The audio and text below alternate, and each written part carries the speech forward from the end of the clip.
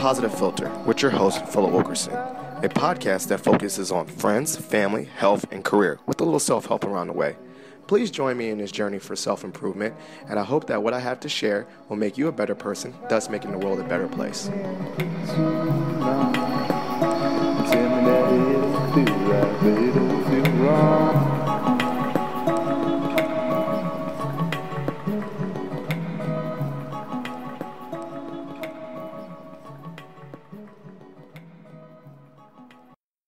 Recording service. Oh, we're good.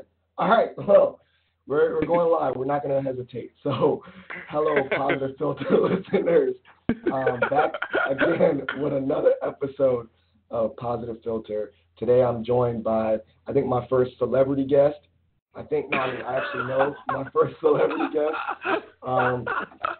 Shout out that I do have some connections in Hollywood.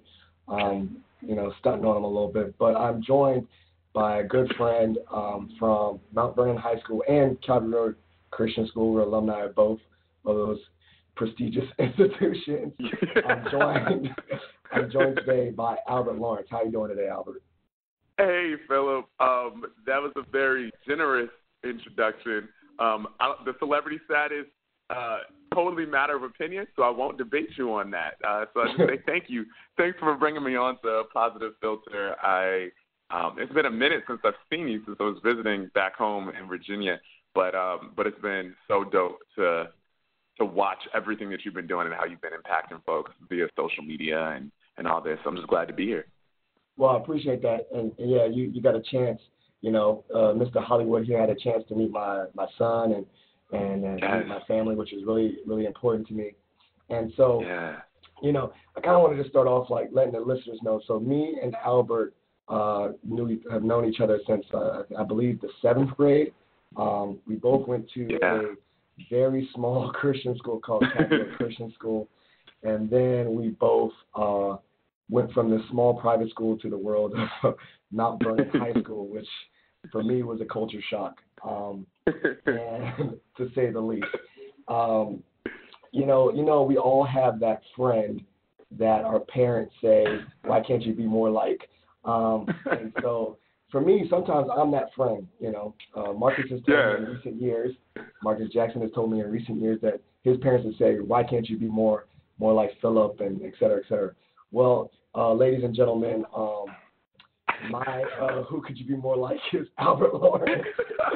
And I'm sorry, Mama, I didn't make it to Hollywood, so I didn't fulfill the dreams of being more like Albert. But I did you one better by getting him on my podcast. Shout out to Mrs. Wilkerson, by the way. Shout out to Mrs. Wilkerson. Yeah, that's probably the only episode she listens to because I'll tell her that Albert's on it. But with that being said, I was talking to my friends from Calvary Road, and just in general, they said that there was a spark, there was something special about you, Albert, even in middle school.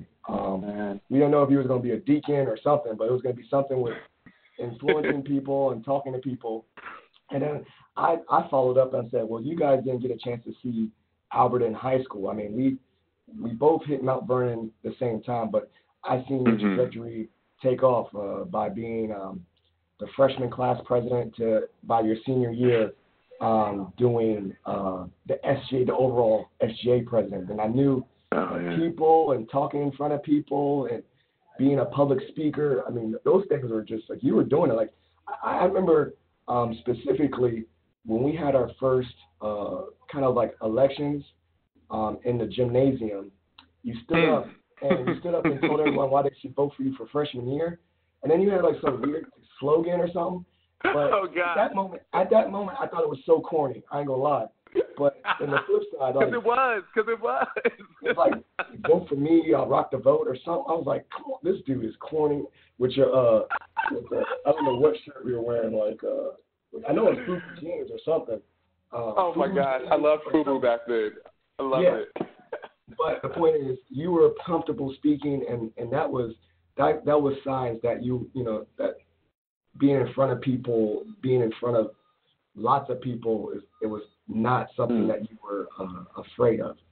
So, kind of following the structure of our our podcast, whatever, how did you know that you had the passion or the interest in being in front of people, public speaking, Hollywood, whatever, all that? Yeah, it's funny, man. You just gave me a crazy flashback to freshman year with the running for office thing. That was out of my memory, and now it is firmly placed there. So thank you for that. So I'm an only child, and so growing up, like my dad was in the ministry. My dad's a preacher, and my mom works within the government, within my mom works within social services within the government, and so being around them and being around adults a lot growing up, I just always saw the way that they interacted with people and saw that they both had very strong passions for it. And so because of that, like I was also spending quite a bit of time in church growing up. And for me, church and school were bright lights for me. Like they were places where I could feel like I could really come alive and socialize with people, like talking to somebody other than myself, in my room, because there was always the opportunity for friends and that kind of stuff that I didn't necessarily, I didn't have a brother or a sister who I was living with. So just like people to talk stuff out with. So because of that, I really, really cherished those moments. And, you find that when you're joining in with a group, for me, something that's a blast is to kind of like learn and figure out like how did everybody get here. Like Power Rangers growing up was one of my favorite television shows. It was so dope because you had these, as I said, teenagers with attitudes, all coming from like different backgrounds, but and they've all got their special skills. Like Black Ranger had his mastodon. Pink Ranger had her pterodactyl, and so they each have these different special powers. Which are distinct, their own identities, but then once they unite, like they just become this ridiculously crazy, unfair force that can knock out anything. And so for me, I think I just kind of like grew up trying to be a Power Ranger. At one point, literally auditioning and trying to be a Power Ranger, but like mentally trying to be a Power Ranger and looking for who are the people that are going to be in my squad. Like what happens if I combine with you? Like what's the kind of special thing that we can get? What happens if we do it with this group? So whether if it's with SGA, I remember thinking about what were the changes, what were the kinds of initiatives and things that we could do within SGA. And to be honest, when I first joined up, I didn't fully know, but I just knew that I wanted an excuse to interact with as many people as possible within our school community. And so sometimes that involved like rallying people together, trying to get us to like figure out what our next theme for the dance was going to be. Other times it was, I remember at one point we were looking at trying to get the colors, like some of the colors changed on on the sports uniforms. I think on the basketball uniforms or something like that, or football uniforms. And so just like looking to see what mattered to people was something that connected with me. And then because of that, I would get a chance to absorb other people's passion and just like learn. And so, like all of that was just an excuse to talk with people and to get people to share and to open up so we could figure out what we can make together. That's crazy. I mean, I definitely appreciate the people thing. Like, I guess, drawing some similarities. We're both very people-oriented, networking. I love meeting new people and networking. I think maybe the difference was that maybe your networking in high school was channeled in a positive way, and mine was channeled in a non-podcasting way. Whatever you mean, Philip. They didn't call me Phil for nothing. But I definitely appreciate it, meeting new people. I definitely love social aspect. But I think also main difference between your people skills and networking, as I would say, was the more public in front of audience things. That's something I always admire, something I'm trying to get into myself, to learn how to talk. I mean, not learn. I mean, as my career has forced me to do presentations and things like that, be more comfortable as a public speaker. But you already had that skill. Like, I would say you had that skill since I can remember you. Like, you had no problem getting 500 students and saying, hey, this is me, I'm Albert, and I always admired that. I thought that was crazy. I was like, and you facilitated communication. All the teachers knew you because you would have conversations with teachers, and you use those skills to get good grades and get straight A's. And not to say that you didn't earn your grades and you didn't do the work, but you definitely use people as a great resource to get help and get to, enhance yourself. And, if you had assignments, you would definitely, I know you definitely advocated for you to get that. If you had something you thought was a B plus, a B plus, and you knew it was an A, you had no problem communicating that was an A work and all those things. I know you're laughing because I know the story, the side story. I love it. Then we can go off on that tangent. Tell the listeners about how you use your voice to advocate for yourself too. For that instance. That is so funny that the advocated. There was a class that we had. I believe it was a government class, political science class. We were in high school. Right? Say it one more time. I think we were in that class together. Yeah. We were in that class together. I remember my cousin was in our group. Ashley, the other Ashley, was in our group. So we had this presentation where the political cycle was happening, and the presidential election, I believe, was actually coming up, and so we were all tasked with. We were broken up into different groups, and each group had to pick a presidential candidate and come up with a campaign for that presidential candidate and present it to the class. And we would be graded on the strength of the campaign. Now, what the teacher did not, to my recollection, did not specify, to my recollection, maybe I missed this, but I don't remember us being told that we needed to pick real people to create the campaign surrounding. So our group, we decided, we were like, okay, we're going to pick Mayor Quimby from The Simpsons. We're going to pick this cartoon character, and we're going to build a campaign to get this cartoon character elected president. And so we followed. Quick interjection. Shout out to being creative. Creative, right? If the rules aren't there, if there's a loophole, and look for those loopholes. Sometimes there is really beauty and opportunity within those loopholes. So we did this whole presentation about Mayor Quimby. Everybody else had done real people, and we were feeling real good about ourselves. We were feeling ourselves at the end, and then we ended up getting, I believe the grade was a C plus. I believe our group ended up getting a C plus because we were told at the end that we did not follow the instructions, that we were supposed to pick a real person. And so I just remember gathering with our group afterwards, and I was like, y'all, we can't get a C plus on this. I don't even, what does that even look like? We did not, no. So we went back in, and this was an early lesson for me, or early practice in terms of trying to communicate a vision to someone, because sometimes it's just that we don't all fully disagree on things. It's just sometimes we don't understand where the other person is coming from, and we'll never get to that understanding if we don't actually listen and open up our ears a bit to figure out, why did you give me this C plus? So we went in, we talked to this teacher, and I remember distinctly. Let's rephrase for the listeners. I was like, all right, a C plus, all right, whatever, cool. Yeah, exactly. And then Albert was like, let's go back here and talk to him. I was like, all right, cool. I did both. Let me know how it goes.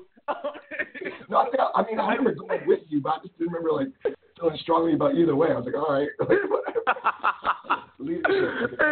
Oh my gosh! So we walked in, and I remember, and this is not. I hope that this does not come across sounding different than what it sounded there. But I just remember us talking to the teacher, and I told her, I was like, excuse me, with all due respect, but I don't do C plus work, so we can't get a C plus on this. I really, and that was not meant to sound cocky. It wasn't meant to sound anything. But when you really believe in what you've done, I know that there are times where I have maybe not put my as much effort as I should have, as much effort as an assignment called for, and you thank God at the end of the day that you didn't get. You thank God for the grace that you did not get the grade that you probably deserved. So that got something a little bit better. So Albert, I understand that vision. You understand it, right? Yeah. So we barely make it through. But I knew on this particular assignment that, no, that was not the case. Like, we had done a solid job. And so we stated our case. The teacher shared her case with us. And then in the end, like, she went ahead and she bumped our grade on up. I think we maybe got like a B+ or something. So like, okay, that we can work with. And, like, next time we will ask questions if we're unsure about what the actual constraints of the assignment are. But, yeah, man, that's so funny that you remember that. I don't do C+ work. I mean, that's also my other, I guess, random skill that people don't realize is that I have, like, I can't remember to, like, walk out the door with my socks and my shoes tied. I have the craziest people story memory ever. I don't know where these stories come from, but they pop up in my head and I remember that. But that serves you well. That should be your very well. I think that you should get that on the shirt that says, I don't do C+ work. I love it. We'll do it. I'm gonna do that too. And like just in general in life, like I don't live a C+ life. Like I'm not coming here for life to be a C+ person. I'm here for work. No. That's like a mantra, dude. I'm about to put that like in my mantra. Like I don't live a C+ life. Yo, get it in. Yeah. I love it. So okay, we kind of talked in the past about your leadership skills and your public speaking skills being developed because of your people person. I want to ask the question for you is that, you were amazing, straight A's and was killing it in IB program and all that. And then you got accepted to Yale, right? And one of my biggest questions, right, for you was that whenever I heard about you going to Yale, this is good for the listeners, of people that are creative people, it's like automatic assumptions when people get accepted to Ivy League, right? You think of them going into like business or computers, like MIT computers. But you went to Yale and then you majored in acting, and I was like, why? Right. So you went to this Ivy League school, but then you decided to pursue your dream and passion of being, on the stage and things like that. Why? Yeah. It's funny when I was applying for college. So first off, since I didn't have siblings, I didn't have a lot of people around me who I was like drawing from their college experience in terms of like what's the standard, like how do you apply for college, like how do you decide where to apply for college and whatnot. So and my parents were incredibly supportive throughout the whole way, but we were all kind of figuring this thing out together. So because of that, I actually leaned a lot on our school counselors at Mount Vernon High School. And spent quite a bit of time in the career center there, just kind of like going through things and going through books and seeing like who might actually accept me. So when I applied for schools, who might actually accept me? Everybody, get out of here, Albert. Okay, keep going. Who might accept me? Who will accept a black straight A student, history president? Who will accept me? Get out of here. Okay, go back to your story. Who will take me? Who will take me? Everybody. Who will take me? Stop. So when it came time for applying, and I also remember those applications, my girlfriend is a college counselor now for a high school out here in LA, and so like I know from talking with her. Educators, excellent. Yeah, and so like it's. Latoya Franklin. Shout out to Latoya Franklin. There you go. Love the educators out there. I support them. Yeah, absolutely. And so I know from her that like the fees have just gone up. And you can attest to this probably in terms of like how much college application fees are. So I take us back there just to be like, when I was trying to figure out even where to apply to college, like that was something I was thinking about, was like, well, how many colleges can I apply to? How many can I afford to apply to? So like, let's just not go out here willy-nilly and, to everywhere. So I narrowed it down to like 6 or 7 places. Now, my reaches, the far stretches, just because I didn't know not to apply to them, were Harvard, Yale, and Princeton. And then I applied to those 3, and then and those were partially just because it was like, hey, I've heard of these schools before, like I've seen them in TV shows. This could be fun. And so those 3, but then I was also looking at NYU specifically because I knew that acting was what I wanted to do. And then also William and Mary, because my mom wanted me to also apply to somewhere that was close to home. And then Hofstra University, which is in New York, because I knew that even if I didn't get into NYU, even if I didn't get into anywhere, I knew that there was something about New York that I just enjoyed, and I felt like, oh, okay, well, Hofstra, this is like this school has some dope programs that also might be wonderful. So yeah, I mean, you did the research to know that the beds for entertainment is California and New York, so you knew that if you wanted to be an actor in that career field, you knew those industries that being like we'll call you J. Cole, you know what I'm saying? He knew to go up there. J. Cole knew to go to college up in New York so he could be close to his rap career. So exactly. Is J. Cole. So look at that. I mean, like that was really the mentality, was so that I could just be like a train ride away from the city. And so someone, application process, blah, blah, blah, blah, blah, applied. And so when Yale was actually one of the first schools to get back to me. And so once they got back to me, I was like, oh, shoot, this is like a real possible thing now. And then the others got back to me too. And so Harvard and Princeton and William and Mary and whatnot, like they started coming in. And so I thought that Princeton was where I was going to go because, once again, like, yes, I wanted to do theater, I wanted to do stage stuff, but I also knew that since I loved dealing with people, I felt like political science was something that I could do as well. So my thought was I'm going to double major in political science and theater studies. I'm going to do both of those things. And so my dad and I, we took a road trip because I had never been to Yale, Harvard, or Princeton. And so I was like, oh, shoot, now that I've got to, choose where I'm going to go, Dad, we should probably, actually look at these places and see what it is. So the first time. I mean, I kind of zoned out, and I ain't going to lie, because, my ADD, I zoned out. No worries. You got accepted all three of those. Yeah, I just kind of slipped that in there. Stunning. Yeah, you didn't miss me. You didn't miss anything. So let's go back to that. What school accept me? All of them. Okay, so. So you went there and oh, God. So I went and I checked them out, and to me what really stood out about Yale was I loved, the urban feel of the campus. It's definitely a very historical, a beautiful spot with, all kinds of dope architecture and whatnot. But it's also, smack dab in the middle of New Haven. And New Haven is a city that is, it's a real city. And so because of that, you have people that are local in the community. You have different, volunteer opportunities. You have a chance to connect with people outside of campus if you choose to do so.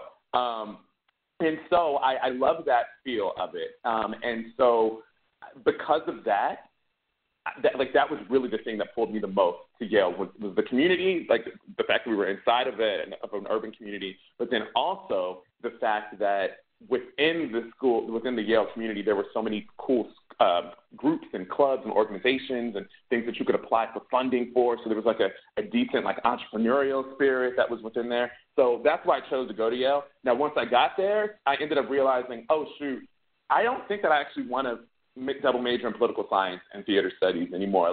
These political science classes are a little bit different than what I had imagined. Right. So let me lean more into the theater, the performance, the production side of things. And so I started playing around within the film department there, and then started kind of doing a dual thing between theater and film. And I love that. Now, most people would say, oh, well, why, you should just go to NYU, or you should have gone to NYU if you were going to do media. But no, for me, one of the reasons that I got a chance, I feel, to really play around and to do multiple things is because at Yale, our film department was not huge. It was pretty intimate. Right. And so because of that, we all had access to equipment basically whenever we would want to use it. And friends would help out with things, and I could get a show on our television network really easily, and I could do things at the radio station really easily just because that wasn't what everyone was there for, So you got a chance to stand out and to really get your wings and your experience in a genre that was completely different from what my roommate was. And I know none of the listeners here, I don't know if I have many Mason listeners, but that is great advice. If you're at a school that's not known for arts, but you're interested in arts and you end up at that school, particularly like George Mason, take advantage of those resources to get on student media and all that stuff, because you're right, like, you really don't have to fight for it. Like I know we have an amazing student media department here at Mason with loads of equipment that students can use, and maybe being, like you said, your situation, students are able to actually try it out and be creative because the opportunity. Yeah. And it's not like, and it's not competitive in that way, you know, like it's yeah, fighting for that same like spotlight, that same thing. Like you can shine in your own way. But big fish, little pond kind of mentality. Absolutely. Okay, Albert's been that like his whole life. Big fish, little pond. No. So now you're in Hollywood, which is like the ocean. Yeah, there's a big old ocean out here. Good grief. Okay, so what kind of thing? What skills have you learned to be a good host? So explain, help the listeners. We kind of just dove, and I just called you Mr. Hollywood, but I didn't give you any explanation or the listeners any background on what you're doing. So tell the listeners a little bit about what you do right now, currently in Hollywood and stuff like that. Sure. Like some of the listeners, once I tell them people know who you are, like our Mount Vernon friends know who you are, but for people that are not super familiar with you, what are you doing now and stuff like that? Yeah. Well, the funny thing is out here hustling, especially doing freelance work, it changes by the day, by the month, by the week. So on this day in September of 2018, I'll give you a description for what the current job is. So my main job, my main gig is I'm a correspondent on a television series that airs on CBS on Saturday morning, and that show is called Innovation Nation. And what we do on Innovation Nation is we travel all around the U.S. and actually internationally now some, and we meet up with people who have invented really dope things that will hopefully help to solve world issues, some things that have already started to solve world issues. And my job as correspondent is to interview these inventors and then also to play around with the technology that they have conceived and to really get their story out. And so I do that.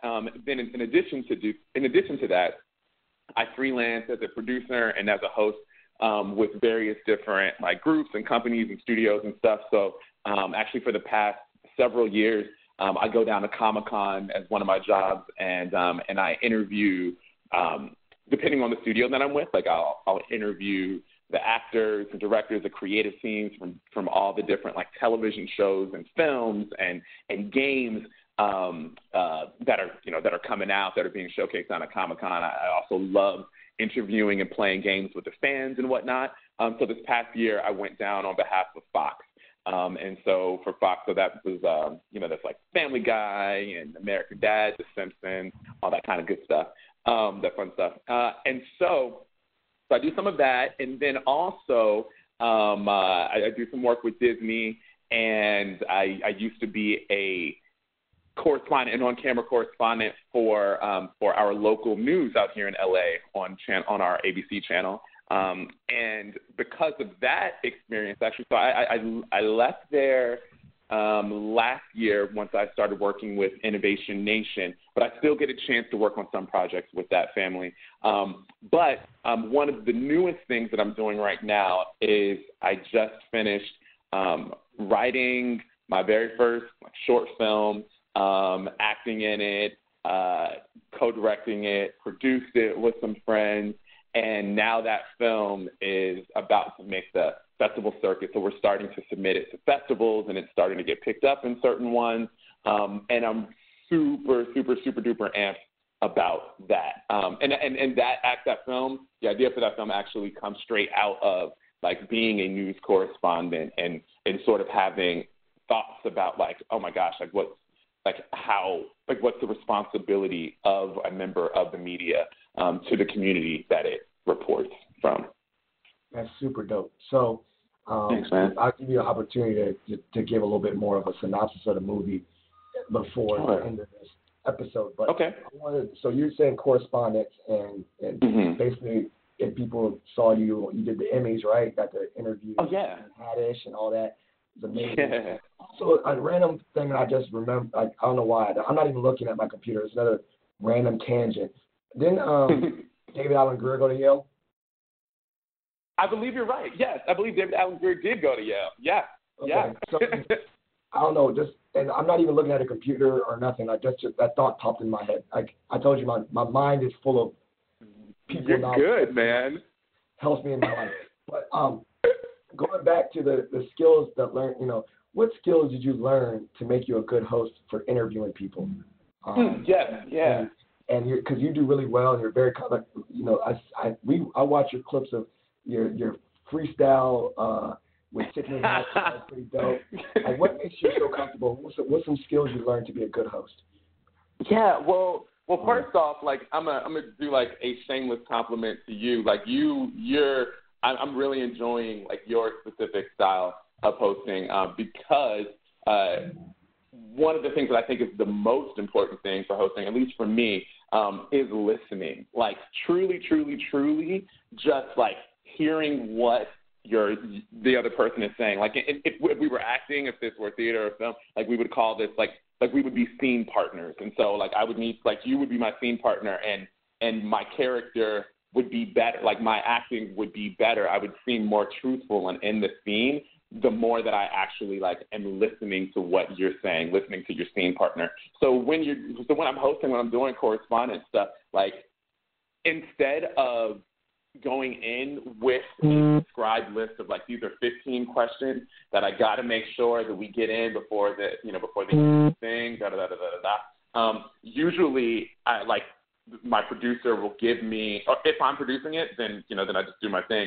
But if I have a producer, the producer will usually like give me the leeway to, like I know the kind of information that we're looking for, but they give me the freedom to figure out like what's the route that we're going to get there. And so for me, it's like, okay, cool. I know that we need to eventually talk about your album that's coming out, your movie that's coming out, and but like, let's just start by talking about you for a little bit, and then I will listen to things that you say in the conversation, and just naturally pick up on words that you're dropping that will then be able to link us over to the next thing. So yeah, listening, and then also like in addition to the listening thing, for me, like a really nice key to being a host is remembering that at the end of the day, like this specific segment, this piece, even though it does require your personality, it does require you to be in it, at the end of the day, it's really not about you, like it's not all about you. And so, like there are certain segments I love doing, like freestyle rapping things, like where I'll challenge somebody to a random freestyle rap on the red carpet and like see what they come up with. And Jimmy Fallon was great at it. You get different people who are more comfortable with certain things. But the thing is, like in the end, you want them to be able to shine. You want the person that you are talking with to be able to shine. And so one way to check that, one way that I check it actually is like if I feel like I've been talking like a whole bunch, I'm like, oh shoot, nope, I don't think I'm doing it right if I'm just talking, because in the end, like you're the guest, and I want to like pull as much as I can out of the guest. Now sometimes though, certain guests they take a little bit longer to warm up, it's like to really open up and to share with you. And then in those cases, like I'll go in and I'm like, okay, cool. Let me open up something about myself. Let me be a little vulnerable, because shoot, it's not like you mentioned this before. Like it's not the easiest thing to like come and just like open your guts up to the whole world, about whatever, anything, especially when it's, it can feel like an interrogation if you're not careful with it. And so you really want to like ease people on and let them know that like, I got you. Like, I'm not trying to like expose some scandal. I'm not trying to trip you up, like we're just here together and we both have a job to do. You've got to promote your thing and I've got to get you to promote your thing. So, like, let's work together as partners. Yeah. No, the only thing I pulled out of that, I mean, mainly it's similar. The similar skills to being a host are things that I learned from my counseling program, which is interesting for interviewing. And the only way I can draw that connection is that, like, active listening from my counseling program.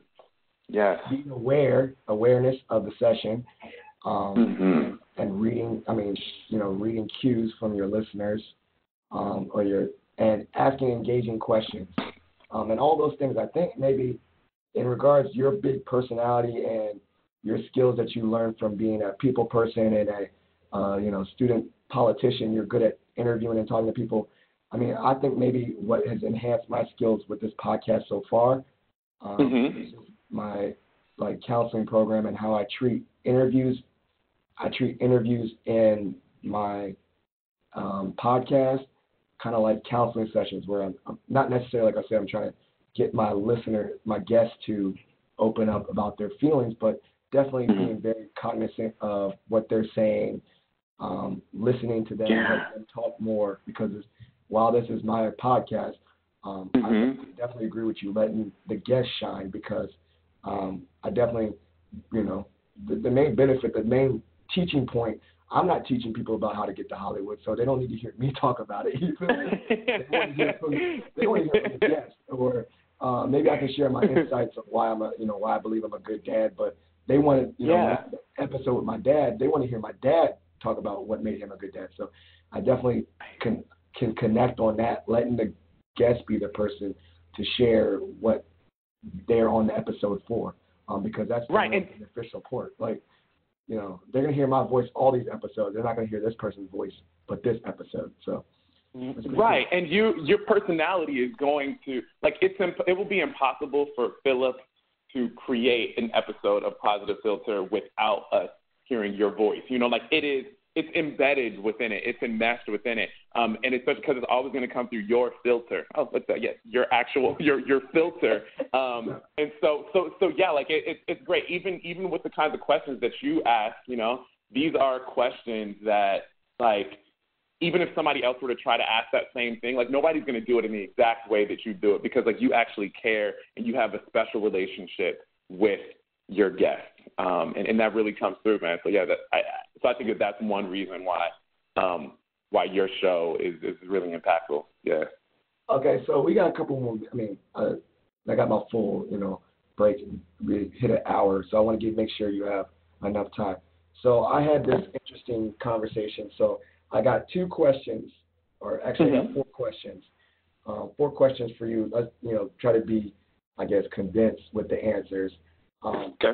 Here's the little game that we're going to do with this. For these 4 questions, I want you to guess who asked this between Adrian Ferguson, shout out to Adrian, or Marcus Jackson. Okay? Oh, shoot. All right. So, first question, what is the craziest thing you had to do at an audition? Who asked that question? Who do you think asked that? Who asked that? I'm going to guess. I'm going to throw Adrian out there on this one. I think it's Adrian. Yeah, it was Adrian. Okay, wonderful. You want me to answer the question real quick? Yeah, real quick. Okay, cool. I had to pretend like I was being poisoned in a scene, and then choke and roll on the ground and die. And it was an audition in front of a group of people. In fact, in front of a group of students for one of their productions. Yeah. Nope, did not get the job. After all of that, after all the dirt that I'd have rolled down, did not get the job. All right. Here's another question. Who is your, why you worded it? Who is your film daddy, a.k.a. mentor? First of all, film daddy. I laugh. Film daddy? I've never heard that term before. Oh, man. Okay.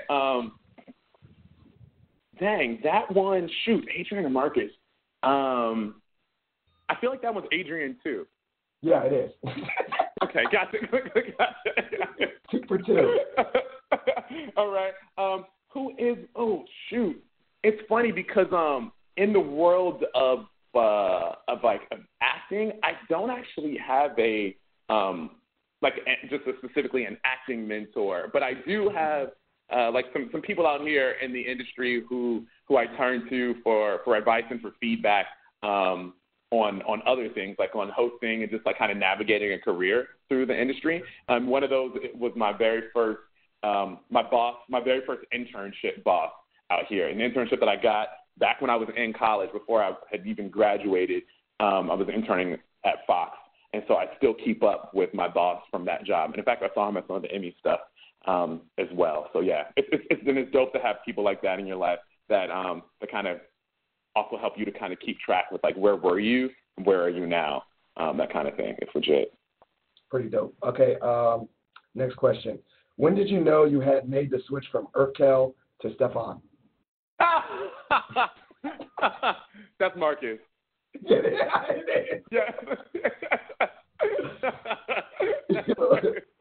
Oh my God. It's so funny. I actually saw Jaleel White at like this. Oh, my cousin who's moved out here. He was playing basketball with Jaleel like the other weekend. Like, he's just like out here. Did you just stunt too? How did you take a question like that and stunt and say, "Oh, my cousin was just happenstance playing with Jaleel White"? Like that. It was like, because how often does Urkel come up in conversation? I was like, oh, this is like, that was the last time I talked about Urkel. It comes up quite often for me. Like, every time I put on my glasses or take off my glasses or put on contacts, I look in the mirror and I say, uh-oh, it's time for Stefan. You feel me? Stefan Urkel. Oh, shoot.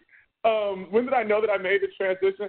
Man, I don't think that the transition is complete. I think that I think that the dichotomy, I'm just saying, because I got my glasses on right now. I'm at home in my kitchen sipping tea, and I'm like, I don't look like nobody's Stefan right now. So yeah, no, the transition is still happening. I don't think that it will ever fully, take, because I am a nerd through and through. And I can put a tux on, but I'm still just a nerd in a tux. If I do that. Yeah. I mean, the transformation chamber is only temporary. You know what I'm saying? Exactly. It wears off at the end of the night. And then I have one more question. Who would you do a fight scene with? Oh, okay. That's Marcus. No, I lied. Marcus only asked one question. That was Adrian. Oh, dang it. Oh, dude. Okay. Oh, man, I got my math up. Questions. Okay. Yeah. Who would I want to do a fight scene with? Shoot. You know who would be dope? I think that like Michael B. Jordan would be a dope fight scene partner. First off, because it would require me to really get disciplined, and to try to match a quarter of the in shapeness that he has achieved for stuff like Creed. I don't know what kind of fights you guys be. Now, would my character survive in that fight scene? I don't know. Probably not. But I would love the challenge. You would switch with your stunt double, Exactly. Call him in. So bad too. It cut camera and show guy that don't even look like you. And don't even look at me. Yeah. Okay, so yeah. I'm gonna do one more segment, and then I want to give you a full opportunity to talk about your film. Okay, we cool. have a last segment called Filler Up. I just made that up, or my shout out to my boy Marty made that up. Filler Up. Yeah, I like it. Filler Up. Shot for shot section is you get to ask me any question you want, not even related to this episode. I have to answer honestly. And I think I already gave you plenty of questions to ask, so we'll just do one question for me. Yeah. It's really shot for shot. So just go ahead and ask me a question, and then let me give you an opportunity to talk about your film. No, gladly. Okay, hold on. I wanna pick this question carefully. This is good stuff. All right. So now, as a counselor, Philip, do you see certain as a counselor, what kind of characteristics do you see in some of your students that remind you of yourself from back in the day? Oh, I love this question. Thank you so much. Because I would definitely say the reason why I vibe so much with George Mason University, rather than other schools to work at, is because I do see myself a lot in the students I work with. Bright, talented, hardworking, kind of not say average as an average, skill level, but average Americans rather than, a school that is more geared toward Ivy League or private where kids are pretty rich and stuff like that. So I definitely see, the student population here at Mason. I definitely see a lot of people, some transference and students such as myself. And then also just the DMV connection, a lot of kids that went to high schools in Fairfax County Public Schools, and just I see myself in them. I would say, I don't know if I'm a late bloomer in regards to potential, but I would say that I guess I always knew that I was smart and talented, and when I tried my hardest, I could get A's. When I didn't try, I was a C+. And I guess with that mindset of, I'm not here for a C+ life, I definitely see a lot of students that are there. They're not there yet, but I know they're not here for a C+ life, similar to me. And it might take people longer than others to get to feeling like they're now aligned with their goals and have goals for life and have dreams and visions and, things like, set goals. Like I want to do a TED Talk someday, like things like that. But I wouldn't have thought I could even talk in front of people or do something as this. And even in college, I didn't really figure out what my skills were and where I'm going and what I like to do and what makes me happy career-wise. So I think the students that I work with at Mason that remind me of myself is that untapped potential person.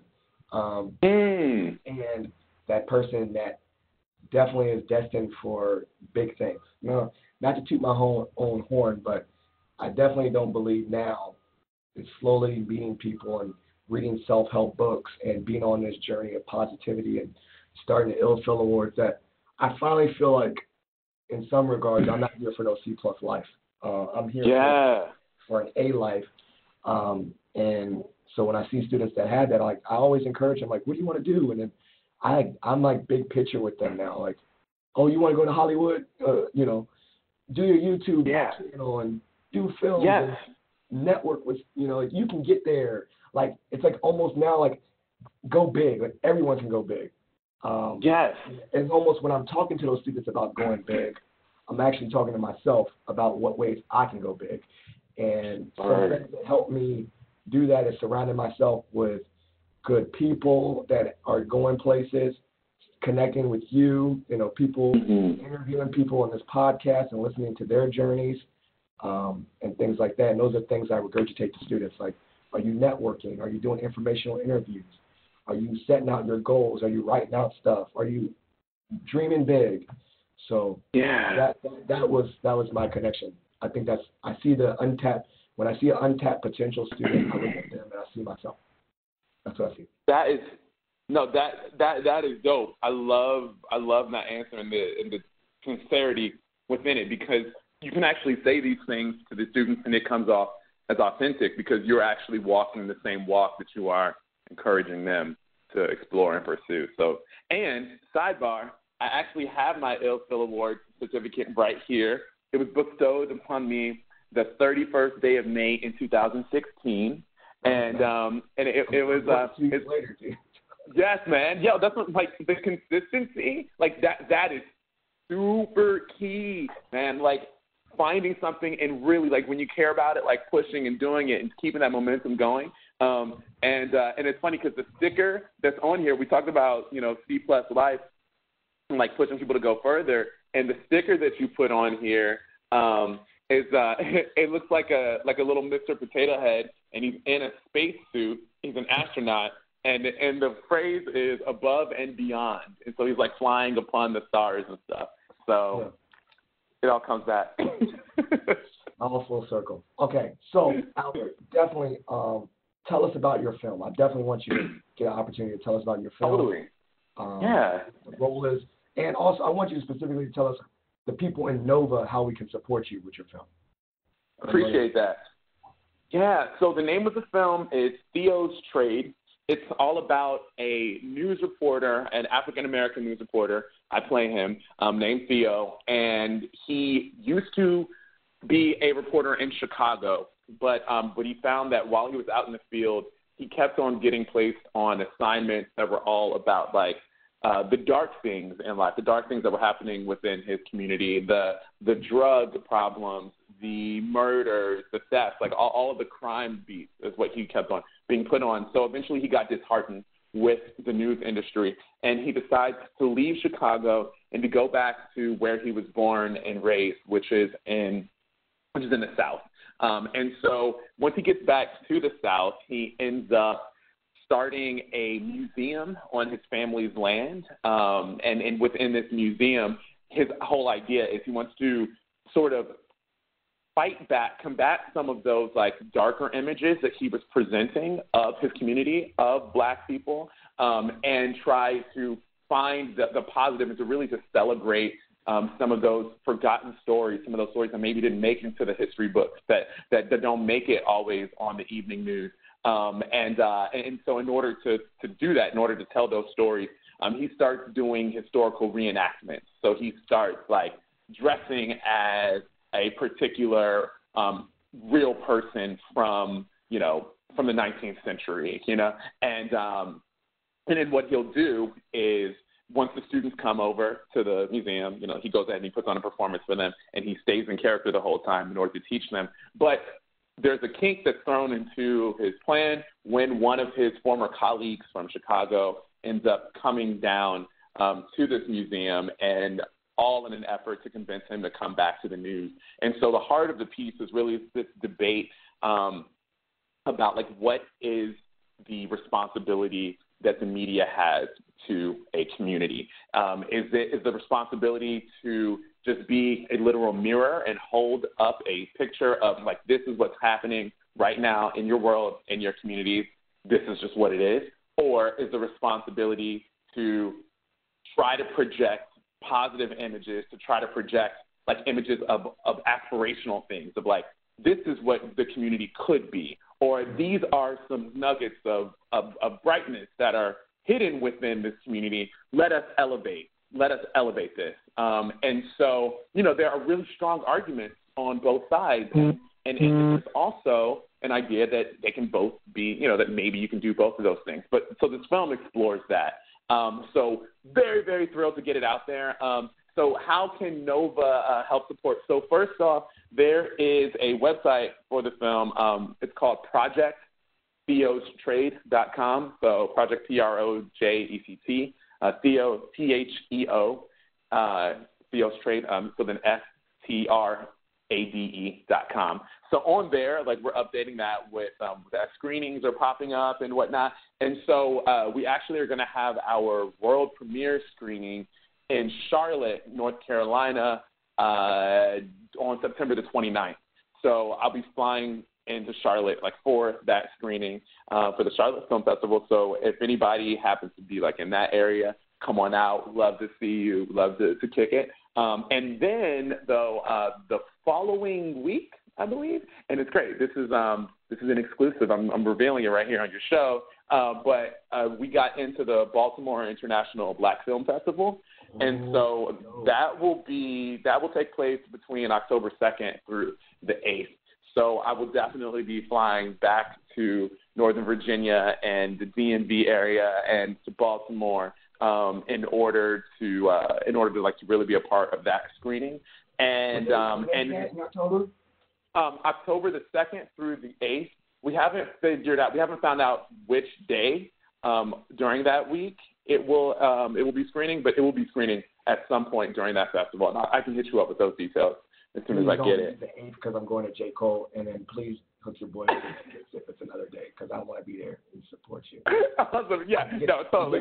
I'm going to put this out there, too. Like, I'm going to get a pass. So, Maggie, if you're listening to this episode, I'm going to see Albert in Baltimore. So, yay! Or you want to come with me, but we got to get a babysitter. So, either one of those things, we're going. Either you want to come with me to Baltimore, Maggie, or I'm going. One of us is going to be there. Or you can go by yourself. Oh, I appreciate that. One of y'all can go there and be there. We want to support you. Definitely. Man, my family would love to see y'all. Like that would be like too cool. And like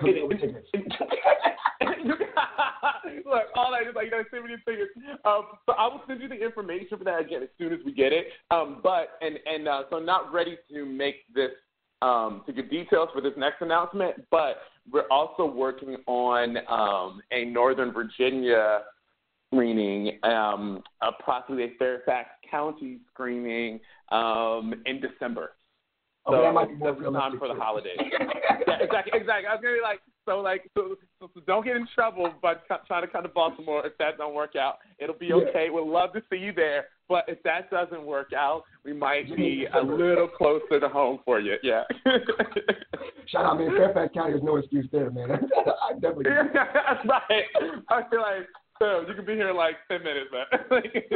No, okay. Shout out. Okay, we'll make it work. At least one of those times in Northern Virginia or the DMV, I'll be there to support you. Thank you. So, and all the announcements, we're like making announcements on the film's Instagram account, which is at Theo's Trade. That's it. It's at Theo's Trade. All these will be in the show notes, and then all these will be blasted on the comments when we post this episode. So people that don't write or are lazy, we'll make it easy for you to see all this information so that it's readily available. So you got the social media, you got your Albert's Talks. Albert Talks is where I'm. Yep, Albert Talks on Instagram and Twitter and YouTube. Yep. Yeah, and Theo's Trade is a separate Instagram, and then we also got the Project Theo's Trade.com website. All that will be in the show notes. So we're almost about to wrap it up. We got 5 minutes. Any shout outs, people, things you want to shout out? Well, shout out to Mrs. Nardos King. Since we were talking about Fairfax County, talking about Mount Vernon High School, she was definitely and has definitely continued to be a real source of inspiration and just like straight up looking out for me and for people that are that have visions and just like want to get some things out there. Of course, like my parents. Can I do a quick interjection for Go ahead. King? Yeah. Go ahead. Miss King is doing that pink bow tie thing. Yes, that's right. And I signed up for it, so I'll make sure to put that in the show notes. Shout out to Miss King. I'm participating in your campaign for the pink bow tie, and I'll make sure to put that in the show notes as well, so people can support that. I'm sorry to blank it. I don't know the name of the foundation.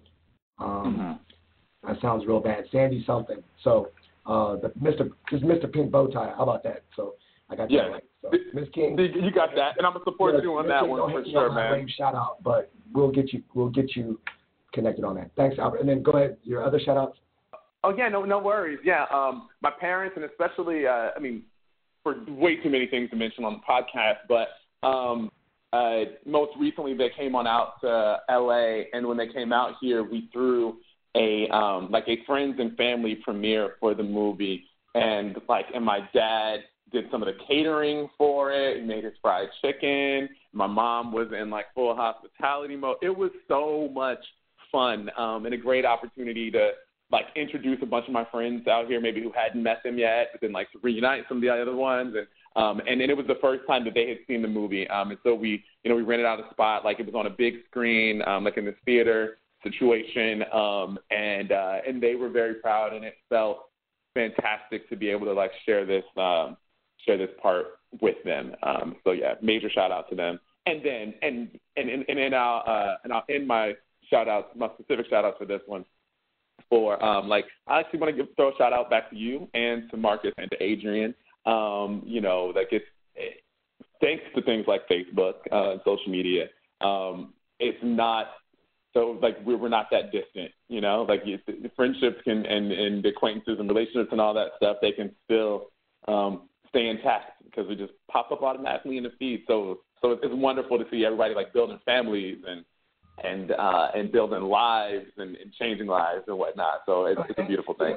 In regards to that, Adrian, and that, I'm going to do one quick one that adds on to that, is Ashley Venable. Yes! Ashley Venable! Yeah, I was about to say Ashley York, but I didn't want to disrespect Roland. So, but because of them, we got together for that lunch and we saw each other again. So shout out to them. Yes. Also, shout out to them for sure. And by the way, and that was Ashley. She was also Ashley Venable. She was also in our group for that project that we did not get a C+ on in the end. In the C+ group? Yeah, it was like It was. a group. Yeah. Like, if you think about it now, if you think about where we are in life now, we have like me, Mr. Outgoing, Positive Philter. We got Albert in front of the camera. And then we got Ashley, who's like Mr. Super career driven, runs her own malls, like building all the things. We could be the Power Rangers now. Yes. Oh my gosh. We can do it. We can be the Power Rangers now. See, we are not. Dance moves. I'll be Billy. I'll take Billy. You'll be Billy? I love Billy. See, we are not a C+ group, Phil. We are not a C+ group. Not anymore. We all caught up. We're all A+. Not anymore. It took me a while to be not. It took me a while. We're all on our own timelines.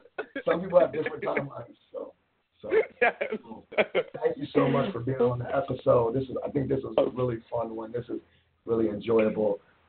Thank you so much for taking time out of your day to record with me. I really appreciate it. Thank you for spreading your positivity. It's, as people would probably reiterate all the time, it's been really amazing to watch someone we know from the DMV, from Mount Vernon, from CRCS do something big. You don't realize that we're not riding your coattails or anything, but you got the community behind you, and it's like really cool. It's like we are sharing in your accomplishments, man, because we feel like, hey, that guy went to Mount Vernon, he could do something. I'm sure the listeners, the kids out there need to realize that you can go to Mount Vernon, you can go to a small Christian school and just become something big. So, thank you for being my first celebrity. And I really appreciate that. So, thank you. Appreciate it. We're gonna rock with you, and we're gonna follow behind you. So, thanks for having me on, man. You rock. Appreciate you. Thank you for listening to Positive Philter, a podcast that focuses on family, friends, career, with a little self-help along the way. If you enjoyed this podcast, please share it with your family and friends, and like the Facebook page, Spreading Positivity Movement. Thanks for listening.